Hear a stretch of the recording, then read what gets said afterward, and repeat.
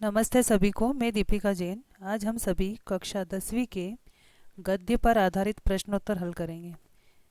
ये गद्य के प्रश्नोत्तर जो हैं आपके 10 नंबर के परीक्षा में आते हैं। 3 गद्यांश आएंगे, 3 में से कोई भी 2 आपको परीक्षा में करना है।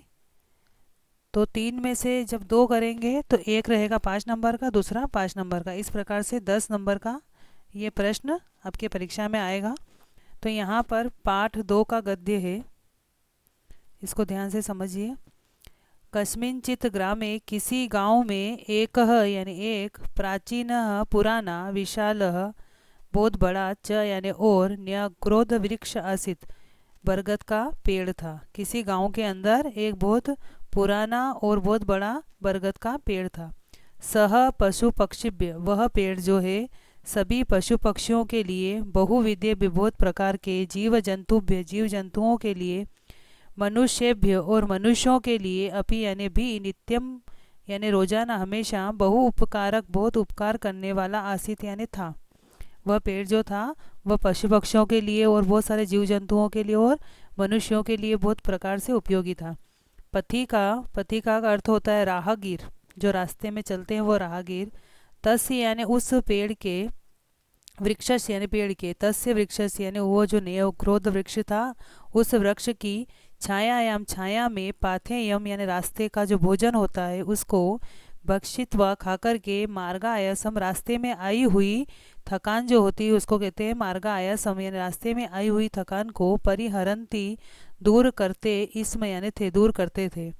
पशव पशु भी क्या करते, छाया अर्थम छाया के लिए, वृक्ष इमम इस पेड़ के, इमम यानी इस, वृक्षम यानी पेड़, इस पेड़ को के यहाँ पर आश्रयंती, इसमें आश्रय लेते थे। पशु भी क्या करते, छाया के लिए इस पेड़ का आश्रय लेते थे। पक्षी न पक्षी क्या करते थे, तस्य शाखासु इस पेड़ की शाखाओं में, डालियों में, निडानी यानी घोंसले को, वीरच्च बना करके, वसंत इसमें रहते थे। सर्पाच्छ सांप भी क्या करते, तत्र अत्यशो यहाँ पर जो है वल्मीकिशु यानी वल्मीकि यानी बिल बना करके, वासम यानी रहते थे, कुर्वंती इसमें वास करते थे। एवं यानी इस प्रकार से, सह वृक्ष यानी यह पेड़ जो था, सर्वप्रिय सबका बहुत प्रिय था, सर्वहित सबका हितकारी था, सर्वा अपेक्षित सब इसको चाहते थे, च यानी और, आसित यानी था। इस प्रकार से यह पेड़ जो है सबका प्रिय, सब इसको हित चाहते थे और सबका अपेक्षित यानी सबको चाहने वाला था। तो यहाँ पर इस गद्यांश पे आधारित 5 प्रश्न आपके परीक्षा में आएंगे और पांचों आपको करने हैं। बहुत सी बार बच्चे जो है 3 में से कोई भी 2 गद्यांश करने रहते हैं परीक्षा के अंदर, तो वो क्या करते हैं कि पहला जो गद्यांश आया है उसके 2-2 प्रश्न कर लेते हैं और इस प्रकार से तीनों के 2-2 कर लेते हैं। तो आपको इस प्रकार से नहीं करना है। अगर आपके वहाँ पर परीक्षा में 3 आए हैं, 3 में से अगर आपने पहला वाला जो है चूज़ किया है, सिलेक्ट किया है, तो आपको जो आपने सिलेक्ट किया उसके पाँचों ही प्रश्न करने हैं। तो इस प्रकार से यहाँ पर जैसे मान लो परीक्षा में आपके ये कस्मिंचित ग्रामे वाला अगर गद्यांश आता है तो इसके जो पांचों प्रश्न हैं पांचों ही आपको करने हैं। यहाँ पर जैसे पहला प्रश्न दिया है, न्यग्रोध वृक्ष बरगद का पेड़ कुत्र आसित कहाँ पर था। तो यहाँ पर आपके इसी गद्यांश के अंदर इसका आंसर लिखा हुआ है कस्मिंचित ग्रामे यानी किसी गांव में था। तो उत्तर हो जाएगा आपका न्यग्रोध वृक्ष। न्यग्रोध वृक्ष जो है कस्मिंचित ग्रामे आसित किसी गांव में था। जिस प्रकार से इंग्लिश में WH से क्वेश्चन बनता है उसी प्रकार से संस्कृत में कुत्र, के, कस्मिन, कदा ये प्रश्न होते हैं। इनको हटा दें और इनकी जगह जो उत्तर है वो लिख देंगे। जैसे न्यग्रोध वृक्ष कहाँ था, तो न्यग्रोध वृक्ष कस्मिंचित ग्रामे आसित किसी गांव में था। अगर आपको इस तरह से लिखना नहीं आता है तो आप इसमें से पैराग्राफ में से भी लिख सकते हैं, कस्मिंचित ग्रामे एक प्राचीन विशाल च न्यग्रोध वृक्ष आसित, तो भी आपका उत्तर सही है। इसके बाद दूसरा है के यानी कौन, मार्गा आयासम यानी रास्ते में आई हुई थकान को, परिहरंती इसमें दूर करते थे। कौन रास्ते में आई हुई थकान को दूर करते थे, तो यहाँ पर के जो लिखा हुआ ये हट जाएगा, इसकी जगह हो जाएगा पथिका यानी राहगीर जो क्या करते थे, रास्ते में आई हुई थकान को दूर करते थे। इसके बाद है तीसरा, पशवय पशु छाया अर्थम छाया के लिए, कुत्र यानी कहाँ पर, आश्रयंती आश्रय लेते थे। पशु जो है वो छाया के लिए कहाँ पर आश्रय लेते थे, तो यहाँ लिखा हुआ है पशु जो है छाया के लिए इस वृक्ष का आश्रय लेते थे। तो यहाँ पर आपको उस वृक्ष का नाम लिखना है, क्योंकि यहाँ इस पैराग्राफ के अंदर आया है पशु छाया के लिए इस वृक्ष का आश्रय लेते थे, उसका नाम क्या था वो लिखना पड़ेगा। तो यहाँ पर इस तरह से बनेगा पशव छाया अर्थम न्यग्रोध न्यग्रोध वृक्षम आश्रयंती आश्रयंती यानी आश्रय लेते थे। तो यहाँ पर आपको कुत्र हटाना है और कुत्र की जगह पर न्यग्रोध वृक्षम लिखना है। इसके बाद प्रश्न नंबर 4 है वीरच्च।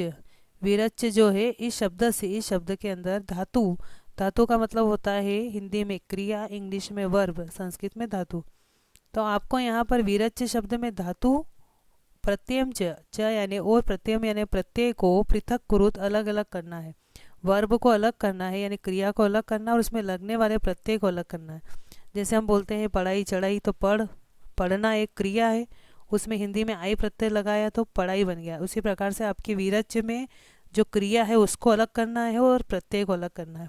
तो अब आप इसमें देखिए कि वीरच्च में रच धातु है, रचना करने के अर्थ में रचना, तो रच धातु है इसके अंदर, और यहाँ यह आया है पीछे, और आगे अगर उपसर्ग आ जाए, उपसर्ग जो आगे लगता है वो उपसर्ग होता है, किसी शब्द के आगे लगने पर उसके अर्थ को बदल दे वो उपसर्ग है। तो यहाँ पर ये वी उपसर्ग है और प्रत्यय पीछे लगता है, तो यहाँ पर वी उपसर्ग है और पीछे य है, तो वहाँ पर ल्यप प्रत्यय होता है, आधा ल य और आधा प ल्यप, और धातु बीच में रह गई इसमें, तो वी प्लस रच प्लस ल्यप।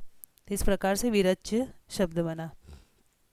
5वां प्रश्न है ग्रामे शब्दे का विभक्ति अस्ति। ग्रामे जो शब्द है इसके अंदर कौन सी विभक्ति है?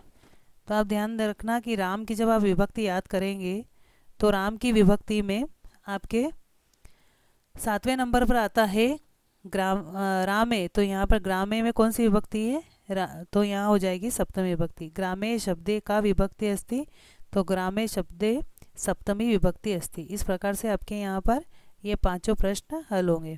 यहाँ इसके उत्तर भी दे रखे हैं, आपको 5 के उत्तर इस प्रकार से दे रखे हैं, तो आप इसको ध्यान से पढ़ें। इसके बाद इसी पाठ के जो है आपके 3 महत्वपूर्ण प्रश्न है, तीनों गद्यांश यहाँ पर महत्वपूर्ण है। तो पहला गद्यांश ये है, इसके बाद में इसी पाठ का एक और गद्यांश है जो महत्वपूर्ण है, ये वाला दूसरा गद्यांश है।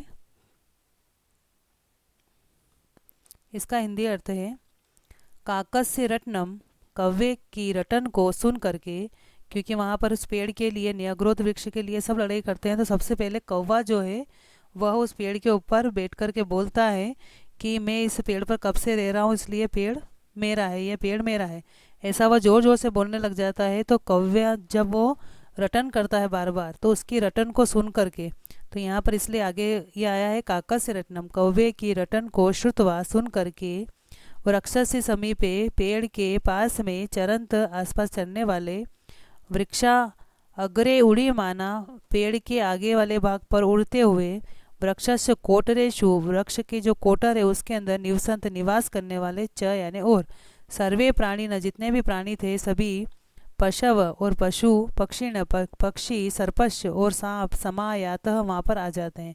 जैसे कौवा चिल्लाता है जोर जोर से कि पेड़ मेरा है, पेड़ मेरा है, तो वहाँ पेड़ के पास में चरने वाले और पेड़ के आसपास जो है उड़ने वाले पक्षी थे और पेड़ के कोटर में निवास करने वाले जितने भी प्राणी थे, चाहे वो पशु हो, पक्षी हो, सांप हो, सब वहाँ पर आ जाते हैं कि कौवा क्या बोल रहा है।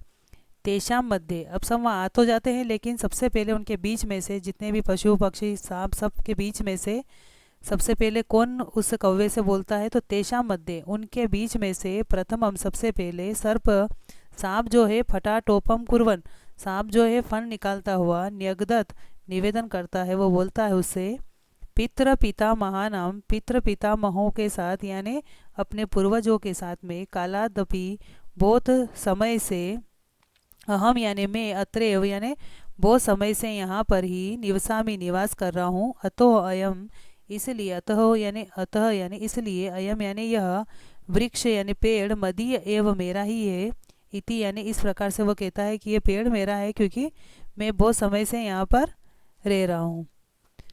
ततः उसके बाद में, शाखातः एक शाखा से, शाखा अनंतरम दूसरी शाखा पर, चक्रम में घूमते हुए, एक कीट एक कीड़ा, प्रत्यवदत वह एक कीड़ा जो है वो कहता है, मदीये यानी मैं भी जो है, मेरे अभ्र के, अर्भ के यानी अपने बच्चों के, सार्धम यानी साथ में, अहम यानी मैं, बहुवर्षे बहुत समय से, अत्रैव यानी यहाँ पर ही, उसित वानस्मि मैं यहाँ पर रहता हूँ, अतो अयम इसलिए, अयम यानी यह, वृक्ष ममेव यह पेड़ मेरा ही है, इति यानी इस प्रकार से वह कहता है।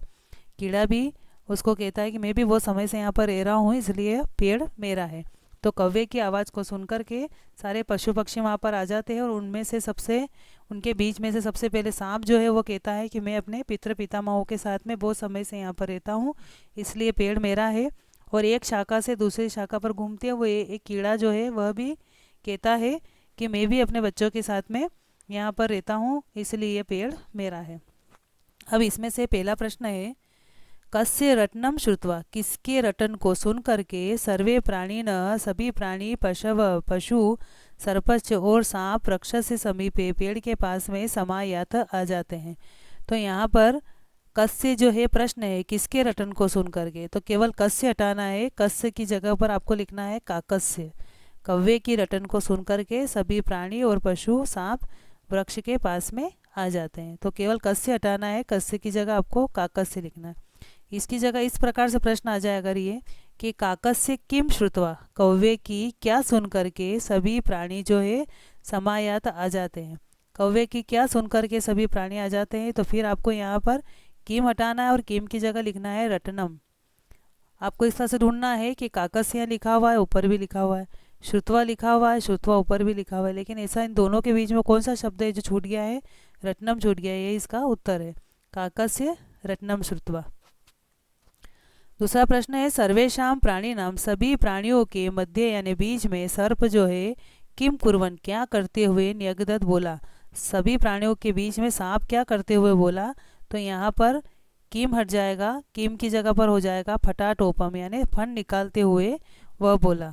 तो किम हटा करके यहाँ लिखेंगे फटाटोपम। अब इसको भी इस तरह से हम ढूंढ सकते हैं कि सर्वे प्राणी ना मध्य, सर्प यहाँ लिखा हुआ है और कुर्वन भी लिखा हुआ है, बीच में फटाटोपम छुटा हुआ है, तो यहाँ पर ये इसका उत्तर हो जाएगा फटाटोपम। इसके बाद तीसरा है, पितृ पितामहानाम पितृ पितामहों के साथ में, कालादपि बहुत समय से, अहम यानी मैं, अत्रैव निवसामी यहाँ पर रहता हूँ, अतो अयम इसलिए यह, वृक्ष मदीय एव यह पेड़ मेरा ही है, इति यानी इस प्रकार से, को अवदत कौन कहता है। तो यहाँ को ये जो लिखा हुआ ये प्रश्न है, कौन कहता है ऐसा। तो यहाँ पर लिखा हुआ पितृ पितामहों के साथ में मैं बहुत समय से रह रहा हूँ, इसलिए यह पेड़ मेरा है, ऐसा सांप जो है फन निकालते हुए कहता है। तो यहाँ पर ये को जो लिखा हुआ है, यहाँ संधि हो जाएगी आपके, कह हो जाएगा और अवदत बाहर हो जाएगा। तो यहाँ पर कह जो लिखा हुआ है, इस कह की जगह पर हो जाएगा सर्प, सर्प अवदत। यहाँ पर ओ की मात्रा विसर्ग में बदल जाएगी और ये हो जाएगा कह, कौन कहता है। और यहाँ जो विसर्ग, ओ की मात्रा का विसर्ग हो जाएगा और ये जो अवग्रह है ये अ में बदल जाएगा, अवदत। तो यहाँ जो कह है उसकी जगह हो जाएगा सर्प अवदत। इसके बाद चौथा है, शाखातः शाखांतरम एक शाखा से दूसरी शाखा पर, चंक्रम में घूमते हुए, कीट यानी कीड़ा, किम अवदत क्या उसने कहा, क्या कहता है। एक शाखा से दूसरी शाखा पर घूमते हुए कीड़ा जो है वो क्या कहता है। तो यहाँ पर लिखा हुआ है ततः शाखातः, इसके बाद एक शाखा से दूसरी शाखा पर घूमते हुए एक कीड़ा कहता है, मदीये अभ्र के, अर्भ के सार्धम अहम बहुवर्षे भी अत्रैव उषितवानस्मि, अतो अयम वृक्ष ममेव इति। इस प्रकार से यहाँ पर चौथे का उत्तर आप पूरा लिख सकते हैं, तथा से लगा करके इति तक, ऐसा कैसा इसमें आ जाएगा। इसके बाद पांचवा प्रश्न है, न्यगदत। न्यगदत जो शब्द है, इसमें इस पद में, इस शब्द के अंदर लकार आपको बताना है कि कौन सा लकार है, लट लकार है, लंग लकार है, लोट लकार है, कौन सा लकार है इसके अंदर। तो आपको ये बताना है कि कौन सा लकार है। फिर आप जब लकार बता दोगे तो फिर आपको ये भी बताना है कि कौन सा पुरुष है, प्रथम पुरुष है, मध्यम पुरुष है कि उत्तम पुरुष है। फिर उसके बाद में आपको ये भी बताना है वचना चेती, यानी आपको वचन भी बताना है कि एक वचन है, द्विवचन है या बहुवचन है, इस प्रकार से आपको लिखना है। तो यहाँ पर न्यगदत जो शब्द है इसके अंदर धातु, लकार, पुरुष और वचन तीनों बताने का अगर आपको बोले, यहाँ पर केवल लकार पूछा है, पुरुष पूछा है और वचन पूछा है। तो जब भी आपके यहाँ पर इस प्रकार से आप देखें, जैसे अभवत, अपठत, त हलंत वाला, तो यहाँ पर आपके हो जाएगा लंग लकार। लंग लकार भूतकाल के अर्थ में आता है कहा, यहाँ पर निवेदन किया, कहा, इस प्रकार से आने पर यह भूतकाल का वाक्य है। तो यहाँ न्यगदत में हो जाएगा लंग लकार, जो भूतकाल में आता है, लंग लकार यानी भूतकाल। तो यहाँ आपको लकार लिखना है लंग लकार, पुरुष लिखना है प्रथम, क्योंकि जब आप याद करेंगे धातु का लंग लकार का रूप तो अपठत, अपठताम, अपठत, इस प्रकार से आपके यहाँ पर इसका पुरुष है प्रथम पुरुष, और ये प्रथम पुरुष का एक वचन है। इसके बाद दूसरा एक और दिया है, इसके अथवा में या तो ये आएगा या फिर इसके साथ में अथवा में ये आ सकता है। तो श्रुतवा, श्रुतवा इतस्य पदस्य, श्रुतवा जो ये पद है इसका प्रकृति प्रत्ययम च, प्रकृति का मतलब वही धातु, और प्रत्ययम च यानी प्रत्यय को पृथक कुरुत, अलग अलग करिए। यहाँ पर आपको धातु को, क्रिया को अलग करना है और प्रत्यय को अलग करना है। तो यहाँ पर श्रु धातु है, सुनने के अर्थ में आती है श्रु धातु, और जिसके पीछे त्वा लगाओ, जैसे पठित्वा, हसित्वा, मिलित्वा, तो वहाँ पर कत्वा प्रत्यय होता है, आधा क, आधा त और वा। आधा क जो है वो हट जाता है जब जोड़ते हैं तब, जैसे श्रु प्लस कत्वा, तो यहाँ पर जो आधा क था वो हट जाता है और पीछे का त्वा जुड़ जाता है। तो श्रुत्वा इस पद में प्रकृति है श्रु, और प्रत्यय कौन सा है, तो कत्वा प्रत्यय इस प्रकार से लगा हुआ है। ये पांचों प्रश्न हैं, इनके उत्तर यहाँ पर आपके दिए हुए हैं। तो आप इसमें से भी इसके उत्तर याद कर सकते हैं, और बहुत सारे तो आपको गद्यांश के अंदर ही मिल जाएंगे, और जो आपको गद्यांश के अंदर नहीं मिलते हैं उसको समझ करके, जैसे आप ये न्यगदत में कौन सा लकार है, धातु कौन सी है, पुरुष कौन सा है, वचन कौन सा है, श्रुत्वा में आपके धातु कौन सी है, प्रत्यय कौन सा है, तो इस प्रकार से आपको ये याद करना पड़ेगा। तो यहाँ एक में लिखा हुआ पांचवें प्रश्न में अन्य पुरुष, अन्य पुरुष और प्रथम पुरुष एक ही होता है, दो नाम है इसके, अन्य पुरुष, प्रथम पुरुष। इसके बाद इसी पाठ का एक और गद्यांश है जो भी महत्वपूर्ण है, पाठ 2 का ये वाला पैराग्राफ जो है ये भी महत्वपूर्ण है। इसमें लिखा हुआ है वरुण देव वृष्टिम वर्षति, वरुण देव जो है वो क्या करते हैं, बारिश करते हैं। सूर्य देव, सूर्य देव क्या करते हैं, प्रकाशम प्रयच्छति, प्रकाश देते हैं।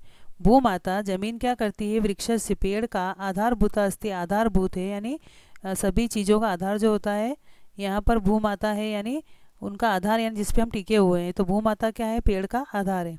वायु अनिलम यानी हवा क्या करती है, अनिलम यानी हवा को, ददाती यानी देती है। हवा के जो देवता हैं वह क्या करते हैं, हवा को देते हैं। ते सर्वे यानी वे सभी, वे सब कौन, वरुण देव, सूर्य देव, भूमाता, वायु। तो ये तेज आया है सभी के लिए, जितने भी देवता हैं सबके लिए, वरुण देव, सूर्य देव, भूमाता, वायुदेव, इन सबके लिए आया है कि ते सर्वे यानी वे सभी, वृक्षम पालयंती, पेड़ को क्या करते हैं, पालते हैं। पोषयंती, पोषण करते हैं। रक्षंती च, और क्या करते हैं, रक्षा करते हैं। यानी पेड़ की रक्षा करने वाले कौन है, तो यहाँ पर वरुण देव जो है वो बारिश करते हैं, सूर्य देवता प्रकाश देते हैं, जमीन जो है पेड़ का आधार है, और वायुदेव जो है वो हवा देते हैं। तो ये सभी क्या करते हैं, पेड़ का पालन पोषण करते हैं और रक्षा करते हैं। ते यानी वे सभी जितने भी हैं, न कदापि नहीं कभी भी, मम अधिकार मेरा अधिकार, वर्तते है इति यानी इस प्रकार अवदन बोलते हैं। वे कभी भी ये नहीं कहते हैं कि इस पेड़ पर मेरा अधिकार है, इस प्रकार से कोई भी नहीं कहता है।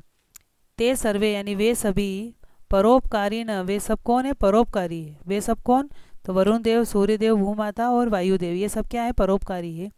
परम लेकिन यूयम, यहाँ पर ये सब जो है वो क्या है, परोपकारी, जितने भी देवता हैं वह सब परोपकारी है।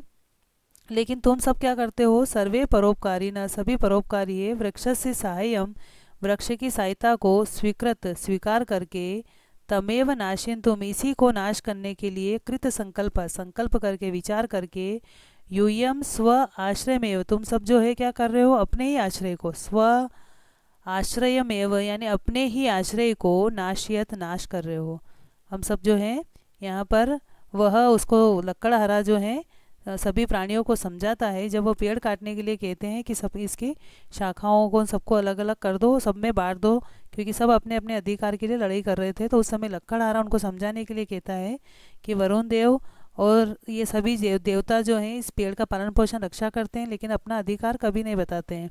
और लेकिन तुम सब क्या कर रहे हो, इन सभी परोपकारी वृक्ष की सहायता को स्वीकार करके इसी को नाश करने का संकल्प करके अपने आश्रय को ही नाश कर रहे हो, क्योंकि जब ये पेड़ कट जाएगा तो तुम कहाँ पर रहोगे। अस्मिन वृक्षे, इस पेड़ के छिन्ने यानी कटने, छिन्ने सती कटने पर, यूयम यानी तुम सब जो है, कुत्र गच्छत कहाँ पर जाओगे।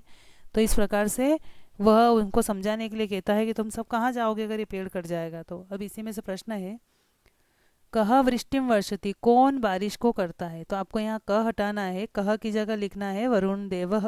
वरुण देव वृष्टिम वर्षति, वरुण देव जो है बारिश करते हैं। इसके बाद दूसरा है सूर्य देव किम प्रयच्छति, सूर्य देव जो है वो क्या देते हैं। तो सूर्य देव क्या देते हैं, प्रकाशम यानी प्रकाश को देते हैं। तो किम हट जाएगा, किम की जगह आपको लिखना है प्रकाशम प्रयच्छति। वृक्षस्य आधारभूता का, पेड़ का आधारभूत कौन है। तो यहाँ का हट जाएगा, का की जगह आपको लिखना है भूमाता, पेड़ का आधार भूमाता जमीन है। इसके बाद चौथा है वायु किम ददाती, वायु जो है हवा जो है क्या देती है। तो किम की जगह किम हटा देंगे, किम की जगह आ जाएगा अनिलम, वायु अनिलम ददाती। इसके बाद पांचवा है के परोपकारिणा, के यानी कौन सब, परोपकारिणा परोपकारी है, कौन सब परोपकारी। तो उनके नाम लिखने हैं आपको कि कौन सब परोपकारी है। आपको यहाँ पर गद्यांश में से ये लाइन नहीं लिखनी है, ते सर्वे परोपकारी, वे सब परोपकारी, उनके नाम बताने हैं कि कौन कौन परोपकारी है। के परोपकारी ना, कौन सब परोपकारी है। तो यहाँ ये के हट जाएगा, के की जगह आपको नाम लिखने कौन कौन है परोपकारी, वरुण देव, सूर्य देव, भूमाता, वायु, ये सब आपको नाम लिखने हैं। फिर लिखना है परोपकारिण। छठा है परोपकारिण इति पदस्य, परोपकारी जो शब्द है इसका विलोम पद लिखा, तो इसका विलोम शब्द आपको लिखना है कि परोपकारिण। परोपकार का अर्थ होता है दूसरों का भला करने वाला, दूसरों पर उपकार करना। तो इसका विलोम लिखना है, तो इसका विलोम होता है जो खुद का भला करे, अपना ही भला करे, तो वो कहलाता है स्वार्थी ना। जो स्वार्थी हो, अपना खुद का भला करने वाला हो, जो दूसरों का भला करे वो परोपकारी। तो परोपकारिण का विलोम शब्द होता है स्वार्थी न। यहाँ पर आपके इसके उत्तर दे रखे हैं, परोपकारी न इति पद से विलोम पद स्वार्थी न इति अस्ति। परोपकारी इस पद के का विलोम शब्द जो है वो स्वार्थी है। इस प्रकार से यहाँ पर आपके पाठ 2 के 3 गद्यांश जो है वो बहुत ही महत्वपूर्ण है। इसके बाद पाठ 3 से यहाँ पर एक गद्यांश आपके यहाँ आया है महर्षि दयानंद पाठ से। महर्षि दयानंद जो पाठ है इसके 2 गद्यांश महत्वपूर्ण है। पहला है महर्षि दयानंद से जन्म, महर्षि दयानंद का जन्म गुर्जर प्रदेश है, गुजरात प्रदेश में ब्राह्मण परिवार है। ब्राह्मण परिवार के अंदर फरवरी मास से, फरवरी महीने की द्वादशे, द्वा यानी 2, दश यानी 10, 10 और 2 12, 12 दिनांक यानी 12 तारीख को चतुर्विंशति उत्तरा, चतुर्विंश चतुर यानी 4, विंशति यानी 20, 20 और 4 24, 24 अष्टादश, अष्टादश अष्ट यानी 8, 10 यानी 10, 10 और 8 18, 1800 शततमे, शतम यानी 100, तो शततम यानी 1824 यानी 12 फरवरी 1824 ईस्वीय वर्ष यानी इस वर्ष में अभवत यानी हुआ। महर्षि दयानंद का जो जन्म है वो गुजरात प्रदेश में ब्राह्मण परिवार के अंदर 12 फरवरी 1824 ईस्वी में हुआ। अस्य जन्म नाम मूल शंकर आसित, इनके जन्म का नाम क्या था, मूल शंकर। जब ये महर्षि दयानंद पैदा हुए तो इनके जन्म का नाम क्या था, मूल शंकर। यदा यानी जब, एष यानी यह, षोडश वर्षीय जात, जब ये 16 साल के, जात यानी हो गए, जब ये 16 साल के हो गए, तदा यानी तब, अस्य भगिनी तब इनकी बहन जो है स्वर्गम गता, स्वर्ग गता यानी सिधार गई, स्वर्ग सिधार गई।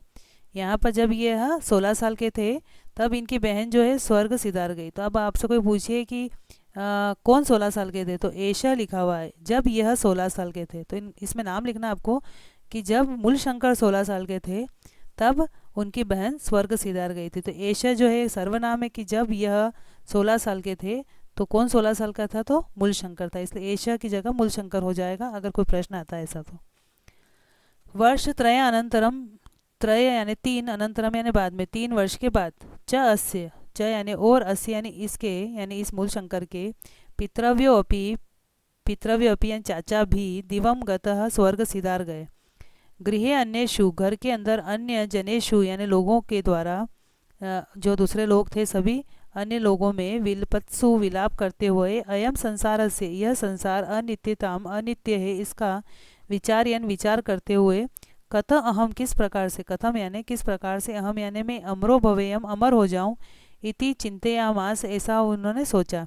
यानी महर्षि दयानंद ने देखा कि जब ये 16 साल के थे तब इनकी बहन जो है स्वर्ग सिधार गए, और उसके 3 साल बाद इनके चाचा भी स्वर्ग सिधार गए, और घर के अन्य लोग जो थे वह विलाप करता हुआ उनको देख करके इन्होंने सोचा कि संसार जो है अनित्य, यानी यहाँ पर कोई भी चीज़ हमेशा के लिए नहीं रहती। इसका विचार करते हुए मैं किस प्रकार से अमर हो जाऊँ, ऐसा वह सोचने लगे। तो यहाँ पर पहला प्रश्न है इस गद्यांश में से, महर्षि दयानंद से जन्म, महर्षि दयानंद का जन्म कुत्र यानी कहाँ पर, कदा च यानी और, कदा यानी कब, अभवत यानी हुआ। महर्षि दयानंद का जन्म कहाँ पर हुआ और कब हुआ। तो इसमें ये लाइन पूरी आ जाएगी यहाँ से, महर्षि दयानंद से जन्म गुर्जर प्रदेश ब्राह्मण परिवार फरवरी मासे द्वादशे दिनांके चतुर्विंशति उत्तर अष्टादश शततमे ईस्वीय वर्षे अभवत, यहाँ तक पूरा आ जाएगा। इसके बाद दूसरा है अस्य जन्म नाम के आसित, इनका जन्म नाम क्या था। तो ये लाइन आ जाएगी इसमें, अस्य जन्म नाम मूलशंकर आसित, ऐसा कैसा यहाँ पर आ जाएगा प्रश्न नंबर दूसरे का उत्तर। तीसरा है मूलशंकर से भगिनी कदा स्वर्गम गता, मूलशंकर की बहन जो है कब स्वर्ग सिधार गई। तो यहाँ पर लिखना है यदा यानी जब, अब एश हट जाएगा, एश की जगह आ जाएगा मूलशंकर। जब, बस केवल आपको एश हटाना, इसकी जगह मूलशंकर लिखना है। जब मूलशंकर षोडश वर्षीय जा 16 साल के थे, तदा अस्य भगिनी स्वर्गम गता, यहाँ ये पूरा आंसर आ जाएगा तीसरे का। केवल आपको चेंज करना है एश की जगह मूलशंकर, बाकी सब यदा से लगा करके गता तक, ऐसा कैसा। चौथा प्रश्न है कथा हम अमरो भव्यम, किस प्रकार से मैं अमर हो जाऊं, इति कह चिंतयामास, ऐसा किसने सोचा। तो यहाँ पर आपकी जो पैराग्राफ है इसके अंदर आपको जो गद्यांश है इसमें इसका उत्तर नहीं मिलेगा, आपको अपनी समझ के आधार पर करना है कि किस प्रकार से अमर हो जाऊं, ऐसा किसने सोचा था। तो यहाँ लिखना कह हटा करके महर्षि दयानंद, महर्षि दयानंद ने सोचा था, या मूल शंकर लिख सकते हैं, मूल शंकर ने सोचा था कि मैं किस प्रकार से अमर बनाऊं, इति मूल शंकर चिंतयामास, यहाँ पर क हटा देंगे, कह की जगह आ जाएगा मूल शंकर। इसके बाद पांचवा प्रश्न है दिवम, दिवम का मतलब होता है स्वर्ग। इति पदस, इस शब्द का विलोम पदम लिखा था, इस शब्द का आपको विलोम शब्द लिखना है दिवम का। तो दिवम, दिवम का अर्थ होता है स्वर्ग, तो इसका विलोम होता है नरकम। तो यहाँ पर आपके दिवम में पीछे म है, दीव और म आधा, ऐसे न र क और म करके हलंत, नरकम। इस प्रकार से आपके पांचवे का उत्तर बनेगा। यहाँ आपके उत्तर दे रखे हैं, पहला, दूसरा, तीसरा, चौथा, पांचवा। पांचवे में ये यहाँ पर नरक शब्द गलत लिखा हुआ है, यहाँ विसर्ग की जगह माँ आएगा हलंत, नरकम, क्योंकि दिवम, तो यहाँ इसका उत्तर भी बनेगा नरकम। तो आप यहाँ पर सही करना, विसर्ग की जगह पर म करके हलंत, नरकम। इसके बाद इसी पाठ का एक और पैराग्राफ है जो महत्वपूर्ण है, तत असो, उसके बाद में, यह जो मूल शंकर थे यह, इसके बाद में मूल शंकर ने क्या किया, देशा देशांतरम, एक देश से दूसरे देश में विचरण घूमते हुए व्याकरण वेदांत आदि ने, व्याकरण का ज्ञान और वेदांत आदि अनेक ग्रंथ, अनेक शास्त्राने, अनेक शास्त्रों का विशेषतः विशेष तौर पर योग्य पद्धति च, विशेष तौर पर योग्य पद्धति का च यानी और अशिक्षित यानी इन्होंने शिक्षा प्राप्त करी। इसके बाद में जब मूलशंकर ने घर छोड़ दिया, क्योंकि उनके घर पे सब विलाप कर रहे थे और वो चाहते थे कि मैं अमर बनूं, तो इसलिए उन्होंने क्या किया, अपने घर को छोड़ दिया। तो उसके बाद में यह जो मूलशंकर थे ये एक देश से दूसरे देश में घूमते हुए व्याकरण वेदांत आदि अनेक शास्त्रों की शिक्षा इन्होंने प्राप्त करी, और विशेष तौर पर योग्य पद्धति को इन्होंने सीखा, इसकी शिक्षा इन्होंने प्राप्त करी। विचरण काले अयम, विचरण काले यानी जब वो घूम रहे थे उस समय में, काले यानी समय में, विचरण करना है घूमना, घूमने का जो समय था उस समय में, अयम यानी यह, नर्मदा तीरे, नर्मदा के किनारे, स्वामी पूर्णानंद सरस्वती शकाशा, स्वामी पूर्णानंद सरस्वती जो थे उनके सकाशात का मतलब होता पास में, स्वामी पूर्णानंद सरस्वती के पास में, संन्यासम अग्रहणात, इन्होंने संन्यास ग्रहण किया। जब ये महर्षि दयानंद यानी मूल शंकर जो है घूम रहे थे, तो विचरण के समय में इन्होंने नर्मदा के किनारे स्वामी पूर्णानंद सरस्वती के पास में संन्यास ग्रहण किया। तदा यानी तब, ऐशा यहाँ गलत छपा हुआ है, ऐशा यह आएगा एशह, जब तब एशह यानी यह मूल शंकर जो थे, दयानंद सरस्वती इति नामना, दयानंद सरस्वती इस नाम से प्रसिद्ध जात यानी प्रसिद्ध हो गए। जब नर्मदा किनारे पहुँचे और वहाँ पर स्वामी पूर्णानंद सरस्वती के पास में इन्होंने संन्यास ग्रहण किया, तब यह मूल शंकर जो है दयानंद सरस्वती इस नाम से प्रसिद्ध हो गए। अनंतरम, इसके बाद में इन्होंने मथुराम गत्वा, मथुरा जाकर के प्रज्ञा चक्षुष, प्रज्ञा चक्षु जो थे स्वामी न विरजानंदा, स्वामी विरजानंद से बहुविधानी शास्त्रानी बहुत प्रकार के शास्त्रों की अशिक्षित शिक्षा प्राप्त करी। जब ये मूल शंकर ने दीक्षा ले ली स्वामी पूर्णानंद सरस्वती के पास में, उसके बाद इनका नाम पड़ा दयानंद सरस्वती। फिर ये मथुरा गए और मथुरा जाकर के प्रज्ञा चक्षु स्वामी विरजानंद से इन्होंने बहुत प्रकार के शास्त्रों की शिक्षा प्राप्त करी। यहाँ पर पहला प्रश्न है, मूल शंकर कुत्र विचरण व्याकरण वेदांत आदि शास्त्राणी अशिक्षित। मूल शंकर जो थे वो कहाँ पर विचरण करते हुए व्याकरण वेदांत आदि की शिक्षा उन्होंने प्राप्त करी। तो यहाँ पर आ जाएगा कुत्र हटाना है और इस कुत्र की जगह पर आपको क्या लिखना है, देशा देशांतरम, एक देश से दूसरे देश में घूमते हुए। तो यहाँ पर कुत्र हटाना है, कुत्र की जगह लिखना है देशा देशांतरम। फिर दूसरा प्रश्न है, अयम कस्य सकाशा संन्यासम अहगृणात। अयम यानी यह जो है, कस्य यानी किसके, सकाशात यानी पास में, संन्यासम अहगृणात संन्यास को ग्रहण किया। ये मूल शंकर जो थे इन्होंने किसके पास में संन्यास को ग्रहण किया। तो यहाँ पे कस्य हटा देंगे, कस्य की जगह आ जाएगा स्वामी पूर्णानंद सरस्वती और सकाशात तो इसमें लिखा हुआ ही है स्वामी पूर्णानंद सरस्वती, बस इतना सा यहाँ कस्य हटा करके लिखना है। तीसरा प्रश्न है, तदा एष किम नामना प्रसिद्ध जात। तब यह किस नाम से प्रसिद्ध हो गए। तो यहाँ पर किम हटा देंगे, किम की जगह आ जाएगा दयानंद सरस्वती इति, दयानंद सरस्वती इस नाम से। चाहे तो हम ये लाइन भी पूरी लिख सकते हैं, तदा एष दयानंद सरस्वती इति नामना प्रसिद्ध जात, ऐसा कैसा आ जाएगा इसमें। तीसरे का उत्तर ऐसा कैसा आ जाएगा। इसके बाद चौथा प्रश्न है, प्रज्ञा चक्षु न स्वामी का असत। प्रज्ञा चक्षु स्वामी कौन थे। तो यहाँ कह हटा देंगे, कह की जगह पर आ जाएगा विरजानंद, विरजानंदात नहीं आएगा, विरजानंद, नंद के पीछे विसर्ग आएगा विरजानंद, क्योंकि प्रश्न में विसर्ग है कह के, इसलिए यहाँ नाम में आएगा विरजानंद। प्रज्ञा चक्षु स्वामी विरजानंद आसित। पांचवा प्रश्न है, अनंतरम इसके बाद में कुत्र गत्वा, कहाँ जाकर के, सह बहुविधानी उन्होंने जो है बहुत प्रकार के शास्त्राणी अशिक्षित शास्त्रों की शिक्षा प्राप्त करी, कहाँ जाकर के। तो यहाँ कुत्र हट जाएगा, कुत्र की जगह आ जाएगा मथुराम, मथुरा जाकर के इन्होंने बहुत प्रकार के शास्त्रों की शिक्षा प्राप्त करी थी। तो कुत्र हटा देंगे, कुत्र की जगह आ जाएगा मथुराम। यहाँ पर आपके इन सबके उत्तर लिखे हुए हैं, ये पहला दूसरा तीसरा चौथा और पांचवा जो है आप इसमें ध्यान रखना, यहाँ मथुरा में रा के ऊपर बिंदी नहीं है तो आपको बिंदी लगानी है मथुराम, म थू राम, बिंदी ऊपर करनी है आपको, यहाँ पे गलत छपा हुआ मथुराम आएगा। उसके बाद मथुरा जाकर के वो सारे शास्त्रों की शिक्षा प्राप्त करते। इस प्रकार से यहाँ पर पाठ 2 और पाठ 3 के गद्यांश जो महत्वपूर्ण थे, इस प्रकार से पाठ 2 और 3 दोनों के मिला के 5 गद्यांश बहुत महत्वपूर्ण है। ये परीक्षा के लिए बहुत उपयोगी है। आप वीडियो के माध्यम से इनको याद करने की कोशिश करें। बाकी दूसरे गद्यांश जो है अगले आने वाले वीडियो में उसको हल करेंगे हम। धन्यवाद।